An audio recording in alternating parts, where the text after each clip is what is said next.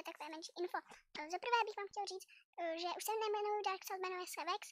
Toto jsem udělal protože hustáci mě napsali, že to jedno video není moje. Minecraft minihry je to moje, naučil jsem se pořádně dělat přes Power Director. Dal jsem to o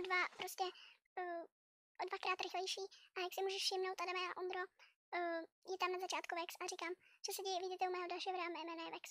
A jsou to minihry. A ještě, když jsem třeba hrál to Dragon Escape, tak se mohl všimnout, nebo mohl jste si všimnout, že tam mám jméno Marvin35. Jo, takže tohle bych chtěl říct. Potom ještě bych vám chtěl říct, že na tento kanál budu točit prostě jenom takhle přes tablet. Ještě mám jeden, Marvin.cz.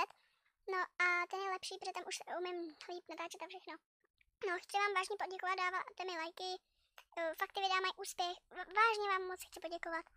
A to asi z tohohle info bylo asi všechno. A my se uvidíme u dalšího videa. A zatím čus. Work it, make it, do it, makes us harder, better, faster, stronger. That don't